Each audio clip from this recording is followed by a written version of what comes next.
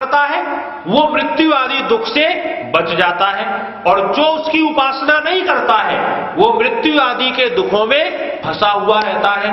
फिर आगे क्या कहा, या प्राण तो निमिषतो, फिर यहां पर यह शब्द का प्रयोग किया, एक वचन फिर से कहा कि जो प्राण वाले और अप्राणी रूप जगत का अपनी अनंत महिमा से एक ही विराजमान स्वामी है। वो जो दुनिया के अंदर जो आपको जड़ दिखाई दे रहे हैं और जो आपको चेतन दिखाई दे रहे हैं, अगर इन सब का कोई स्वामी है, कोई पालक है, कोई रक्षक है, कोई व्यवस्थापक है, तो वो कितने हैं का, वो केवल और केवल एक है। फिर अगला मंत्र का, ये न द्यौरुग्रह पृथ्वी च दृढ़ा, ये न स्वस्तविदम, ये न नाकः, यो अंतरिक्षे रजसो विमान, कस्मै देवा यह विषा विधेम। यहां पर फिर से ये न शब्द का प्रयोग किया और क्या कहा, वो एक है, एक वचन का फिर से प्रयोग किया और क्या कहा कि वो कितना विचित्र है, कितना अद्भुत है। ये न द्यौरुग्रह पृथ्वी च दृढ़ा, ये न स्वस्तवितम, ये न नाकः, वो नाक का देने वाला है। तो कहा कौन सी नाक का देने वाला है? अच्छा एक बात सोच करके देखिए, ये जो हमारी नाक है, ये नाक किसने दी हमको? परमात्मा ने दी हमको ये नाक, और कितनी विचित्र ये नाक दी है। चाहे किसी की टेढ़ी हो, चाहे किसी की मोटी हो, चाहे किसी की लंबी हो, एक ऐसा डंडा दे दिया उसने। कल्पना करके देखिए, अगर ये नाक ना होती तो क्या स्थिति पैदा हो जाती? अगर ये नाक ना होती तो चेहरा कितना बुरा हमारा लगता। भगवान ने ऐसा डंडा दे दिया, चेहरे की पूरी सुंदरता जो है इसी नाक के द्वारा बन जाती है। और साहित्य जगत के अंदर जब किसी की सुंदरता का वर्णन किया जाता है तो ये कहा जाता है कि नाक जिसकी जितनी सुंदर है वो उतना ही ज्यादा सुंदर है। ये जो नाक का देने वाला है वो कौन है? परमेश्वर है। और ये नाक इतनी अद्भुत चीज होती है, कई बार ये होता है ना, कोई गलत काम कर करके आ जाए तो हम क्या कहते हैं, तुमने तो हमारी नाक ही कटवा दी। ये नाक जो है प्रतिष्ठा और इज्जत की बात है, इस नाक का तो वो देने वाला है ही, लेकिन वेद इस वाले नाक की बात नहीं कर रहा है। वेद कौन से नाक की बात कर रहा है? का वो दूसरे नाक की बात कर रहा है। और वो कौन सा वाला नाक है? तो नाक शब्द जो है ना, ये स्वयं बता रहा है कि वो कौन सा नाक है। अब ये नाक शब्द को जब आप देखेंगे तो इसको तीन भागों में विभक्त कर सकते हैं। एक ना है, एक आ है और एक का है। अब तीनों के अपने अपने अर्थ हैं। अब पीछे की तरफ से चलना शुरू कीजिए, तो पीछे की तरफ से चलेंगे तो पहला अक्षर कौन सा आएगा? पीछे की तरफ से का आएगा। जब का शब्द का अर्थ आचार्य व्यास से पूछा तो वो कहते कम सुखनीयम भवति।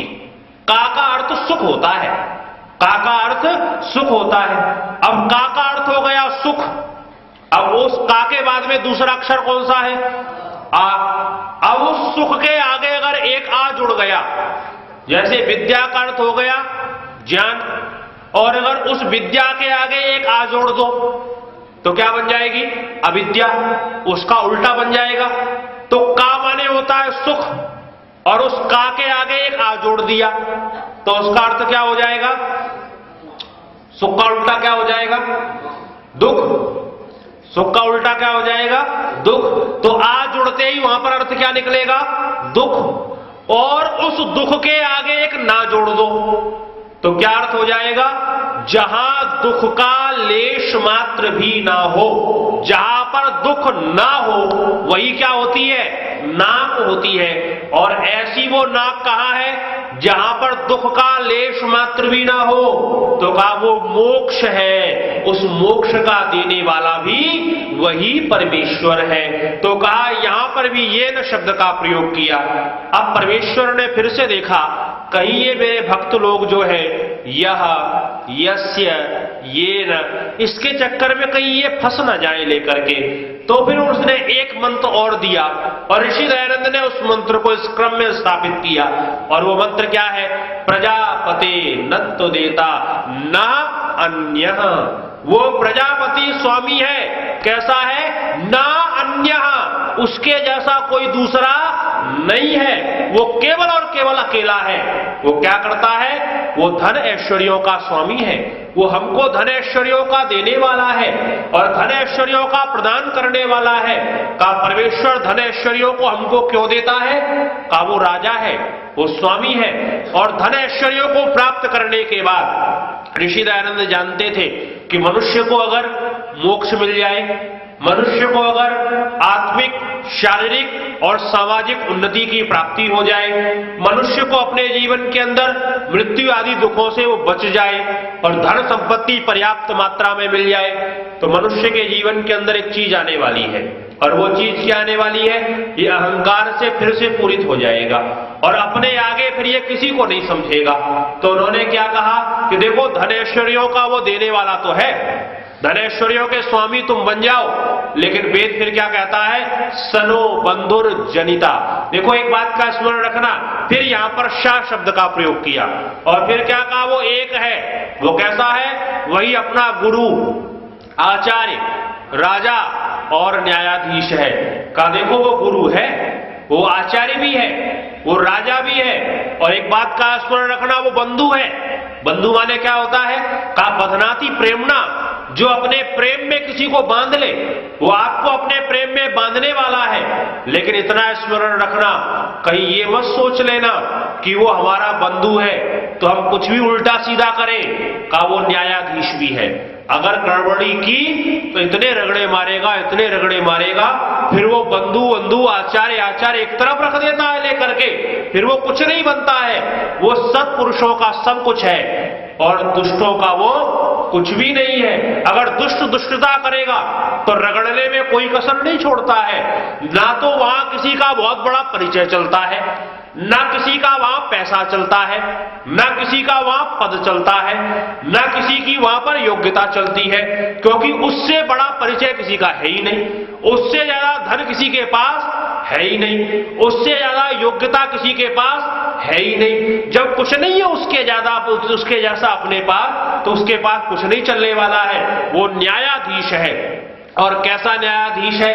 तो हमारे विद्वान लोग एक उदाहरण दिया करते हैं, बड़े ध्यान से उस चीज को सुनना, आपको पता चलेगा कि वो परमेश्वर का न्याय कैसे चलता है, कैसे वो न्याय करता है। दुनिया के लोग तो न्याय करने में कई बार अविद्या के कारण से, कई बार अज्ञान के कारण से, कई बार स्वार्थ के कारण से, कई बार स्नेह के कारण से न्याय पूरा पूरा नहीं कर पाते हैं। लेकिन वो भगवान का न्याय कैसा चलता है? तो कहते हैं, एक बार दो व्यक्ति घर से निकले और जब घर से निकले तो उनकी पत्नियों ने उनके लिए भोजन बांधा। अब रास्ते में जाकर के जब उन्होंने भोजन खोला तो एक के पास में 5 रोटियां थी और एक के पास में 3 रोटियां थी। तो कुल मिलाकर के कितनी हो गई? अब ये गणित का है, जरा ध्यान से सुनते जाना और उत्तर देते जाना। तो कहते हैं वो 8 रोटियां उसके पास में थी, दोनों के पास में। खोल करके जैसे ही खाने को हुए, एक तीसरा आदमी आया, उसने कहा भाई साहब मैं बड़ा भूखा हूं, मुझे भी अगर भोजन करवा देते तो बड़ी कृपा होती। इन दोनों ने कहा भारतीय परंपरा वाले हैं, हमारे यहाँ तो अतिथि देवो भव की भावना है, आओ बैठो आराम से भोजन करो और कर लो भोजन। अब साहब जैसे ही वो देखी रोटी है 8 और खाने वाले हैं 3, अब रोटी का बंटवारा कैसे हो?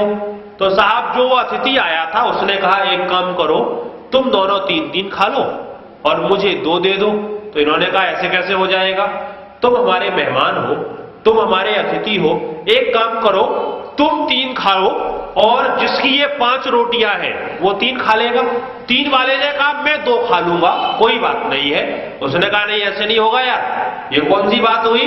अरे नहीं, तुम जो है तुम दोनों 3 खा लो, मैं 2 खा लूंगा। कहते विवाद थोड़ी देर चला, उसने कहा भूख बहुत लग रही है, कुछ ना कुछ जल्दी करो। इन्होंने कहा चलो अपन एक काम करते हैं, अपन बराबर बराबर खाएंगे। कहा कैसे बराबर बराबर खाएंगे? तो साहब एक रोटी लेते थे, बराबर बराबर 3 टुकड़े उसके करते थे और उसको खा लेते थे।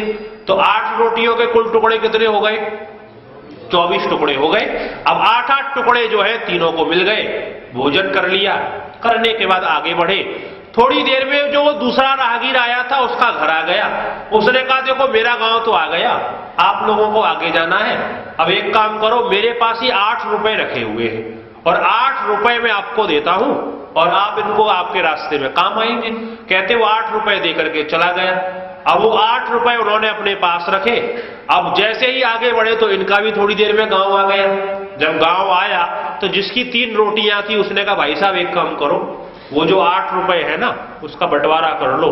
तो बंटवारा जैसे ही करने को चले तो जिसकी 5 रोटियां थी उसने 5 रुपए रख लिए और जिसकी 3 रोटियां थी उसको उसने 3 रुपए दे दिए। उसने कहा यार भाई साहब ये कौन सी बात हुई? बोले क्यों?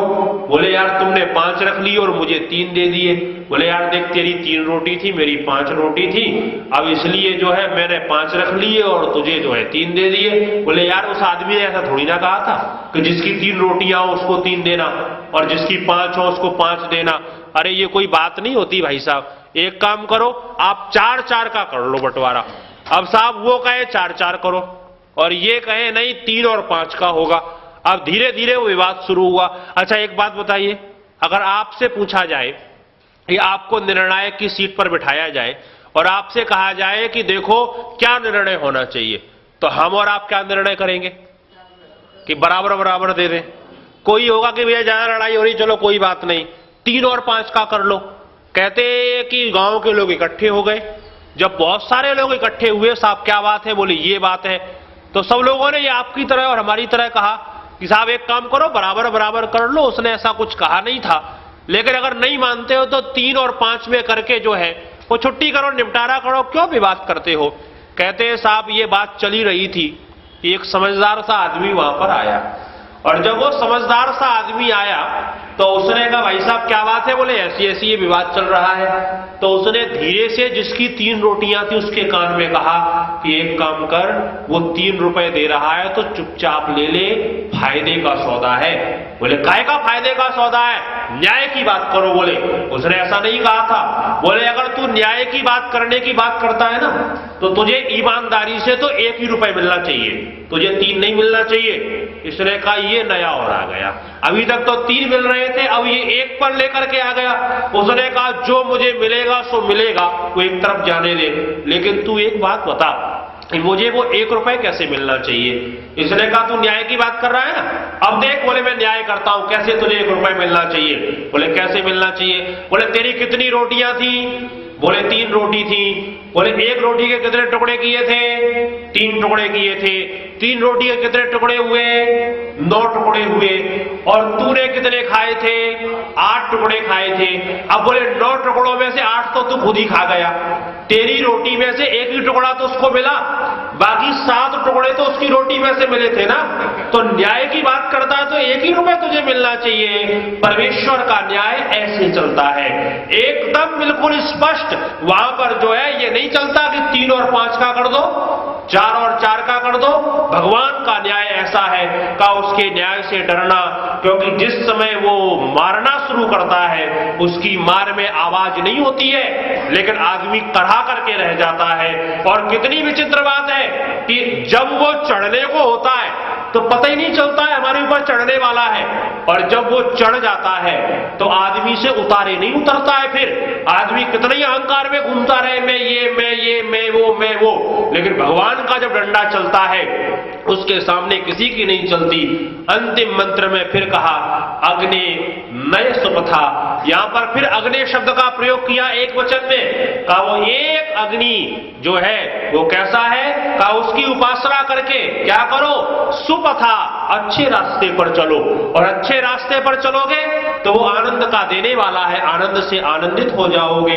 तो हम लोग परमेश्वर की उपासना करके, एक ईश्वर की उपासना करके, सुपथ में चल करके, अपने जीवन के विकारों का नाश करके, जीवन के अंदर सद्गुणों को धारण करके, अपने जीवन के दुरितों को दूर करके, जीवन के अंदर भद्रता को धारण करके अपने जीवन को महान बनाए।